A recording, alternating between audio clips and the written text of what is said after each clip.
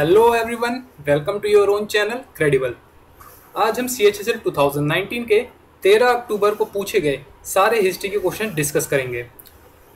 और आपको मैं बताना चाहूँगा कि मैंने CGL 2018 की कहते प्लेलिस्ट बना रखी है हिस्ट्री के प्रीवियस ईयर क्वेश्चंस की। इस वीडियो को आप एंड तक ज़रूर देखिएगा, क्योंकि लॉकडाउन के बाद जो भी पेपर आने वाले हैं उन सब में ये सब क्वेश्चंस पूछे जा सकते हैं। चलिए बिना टाइम वेस्ट करे स्टार्ट करते हैं। हमारा पहला क्वेश्चन ये है कि अहमद शाह अब्दाली ने मराठास को किस बैटल में डिफीट किया था। ऑप्शन है हमारे third battle of Panipat, battle of Buxar, battle of Khanwa या फर्स्ट बैटल ऑफ तारेन। तो इसका आंसर है बैटल ऑफ पानीपत में, थर्ड बैटल ऑफ पानीपत में। ये बैटल कौन से साल में लड़ी गई थी? ये बैटल हुई थी 1761 में, जिसमें एक तरफ थे पेशवाज और दूसरी तरफ थे अब्दाली। पेशवाज उस वक्त जो पेशवा थे या फिर रूलर ऑफ मराठास थे वो थे बालाजी बाजीराव। उनके जो दो सन थे विश्वासराव और सदाशिव राव, इन दिनों की मृत्यु हो जाती है इस लड़ाई में, और उस सदमे को ये झेल नहीं पाते हैं जो पेशवा थे उस वक्त के करंट, और 6 मंथ के बाद उनकी मृत्यु हो जाती है। अगर आपसे पूछा जाए कि लास्ट पेशवा कौन थे, लास्ट पेशवा थे बाजीराव सेकेंड। यहीं पे अगर बात करी जाए battle of Buxar, battle of Buxar 1764 में हुई थी, जिसमें एक तरफ थी ब्रिटिश आर्मी और दूसरी तरफ थी अवध, बंगाल और मुगल आर्मी, और इसमें जीत होती है ब्रिटिश आर्मी की। थर्ड ऑप्शन हमारा battle of Khanwa. Battle of Khanwa हुई थी 1527 में, जिसमें एक तरफ थे बाबर और दूसरी तरफ थे राणा सांगा, और इसमें जीत हुई थी बाबर की। और जो फर्स्ट बैटल ऑफ तारेन है, ये जो बैटल ऑफ तारेन है ये हुई थी मोहम्मद गोरी और पृथ्वीराज चौहान के बीच में, और इसमें जीतता कौन है? पृथ्वीराज चौहान जीत जाते हैं। और ये लड़ाई हुई थी 1191 में, कौन सी? बैटल ऑफ तारेन के।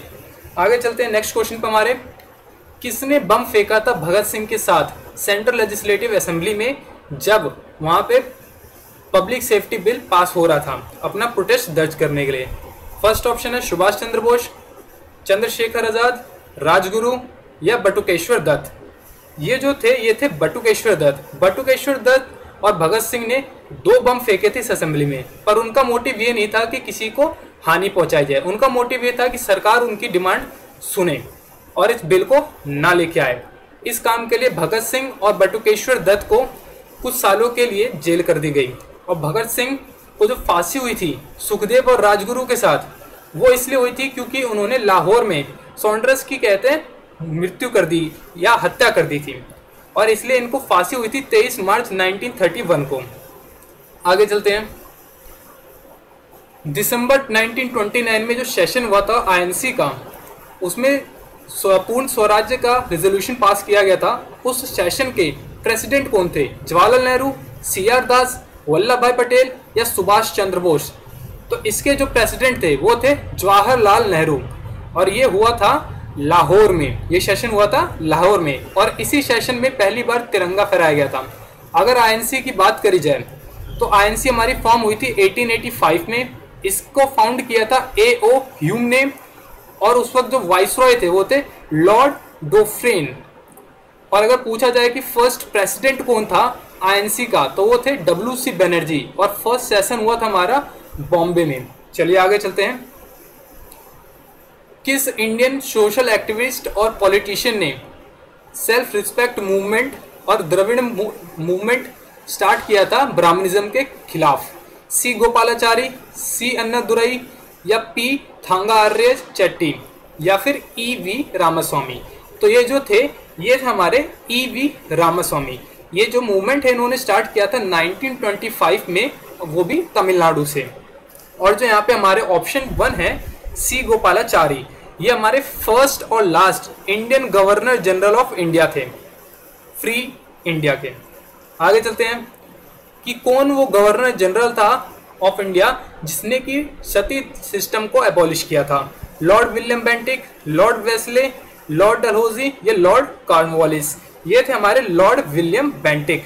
लॉर्ड विलियम बेंटिक हमारे last governor general of Bengal थे और first governor general of India थे।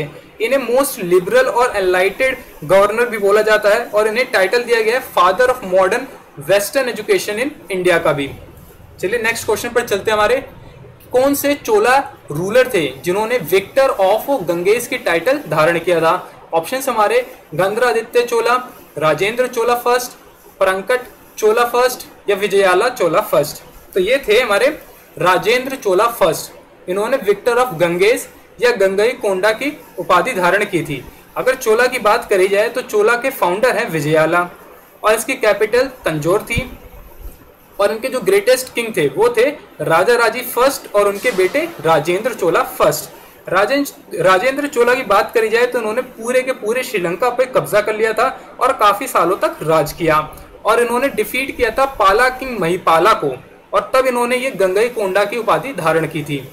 नेक्स्ट क्वेश्चन पर चलते हैं हमारे कि इनमें से कौन सा टेम्पल पंचायतन टेम्पल स्टाइल पे बना हुआ है? Kashi Vishwanath temple, sun temple, Brihadeeswara temple या दश अवतार टेम्पल? यह है दश अवतार टेम्पल। दश अवतार टेम्पल पहले भी एक शिफ्ट में आया हुआ है और उसकी वीडियो मैंने बना रखी है। अगर आप देखना चाहें तो ऊपर आई लिंक आ रहा है, वहां से जाकर आप देख सकते हैं। इसलिए कहा जाता है प्रीवियस ईयर को जरूर स्टडी करिएगा क्योंकि वो पेपर्स में पूछे जाते हैं, ये रिपीट बहुत बार होते हैं। तो आइए बात करते हैं काशी विश्वनाथ टेम्पल की। काशी विश्वनाथ टेम्पल शिव भगवान का है और ये बनारस में है या वाराणसी बोल लीजिए।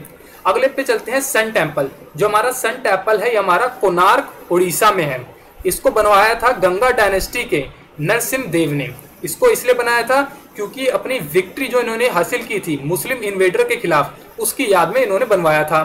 आगे बात करी जाए बृहदेश्वर टेम्पल की, तो जो बृहदेश्वर टेम्पल है हमारा, बृहदेश्वर टेम्पल को कहते बनवाया था राजा राजी चोला ने बनवाया था और ये शिव भगवान का टेम्पल है और ये तंजौर तमिलनाडु में है।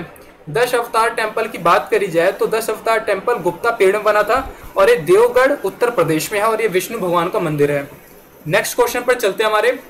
ये देखिए क्वेश्चन एक टाइप से रिपीट ही हो गया पूर्ण स्वराज का, जो कहते हैं पहले शिफ्ट में पूछा गया था कि पूर्ण स्वराज जो कहते हैं आईएनसी सेशन लाहौर में हुआ था पारित, वो कौन सी डेट को हुआ था? 15 दिसंबर 1929, 19 दिसंबर 1929 या 26 दिसंबर 1929 या 21 दिसंबर 1929? तो ये हुआ था हमारे 19 दिसंबर 1929। बाकी चीजें मैंने आपको पहले बता दी इसके बारे में। किस ईयर में मोतीलाल नेहरू चेयरमैन थे और 8 अदर कांग्रेस लीडर थे जिन्होंने ड्राफ्ट किया था कॉन्स्टिट्यूशन इंडिया के लिए? 1930, 1928, 1925 या 1950? तो इसको कहते हैं इसको करा गया था हमारे 1928 में और इसको नेहरू रिपोर्ट के भी नाम से जाना जाता है। इसके पीछे एक बहुत बड़ा रीजन भी था। उस वक्त जो लॉर्ड बेकन हेड थे उन्होंने चैलेंज किया था इंडियंस को कि आप इतने भी कैपेबल नहीं है कि अपने लिए एक कॉन्स्टिट्यूशनल फ्रेमवर्क तैयार कर सकें। तो इस चैलेंज को एक्सेप्ट करते हुए पहले तो एक कमेटी बनाई गई और फिर पहली बार इंडियंस ने अटेम्प्ट किया एक कॉन्स्टिट्यूशन फ्रेमवर्क बनाने का। और इसमें जो कुछ चुनिंदा मेंबर्स थे जिनमें से कुछ थे तेज बहादुर सफरू या और थे अली इमाम और भी काफी लोग थे और इसको तैयार कर लिया गया था 1928 तक। बट उस वक्त जिन्ना जो थे उन्होंने मना कर दिया एक्सेप्ट करने से और अपने कुछ डिमांड रखी जिनको 14 पॉइंट्स ऑफ जिन्ना के नाम से भी जाना जाता है। चलिए आगे चलते हैं। इनमें से कौन सी लैंग्वेज में मुगल कोएट क्रॉनिकल्स लिखी जाती थी? हिंदी, उर्दू, संस्कृत या पर्शियन? इनको लिखा जाता था पर्शियन में। खाली बाबर की बायोग्राफी है जिसको टर्किश में लिखा गया, उसके बाद से इन्होंने पर्शियन लैंग्वेज को ऑफिशियल लैंग्वेज बना लिया था। अगर आपको हमारी वीडियोस अच्छी लगती हैं तो प्लीज लाइक कर दीजिए, सब्सक्राइब करिए और वो घंटा बिल्कुल बजा दीजिएगा। Thank you guys.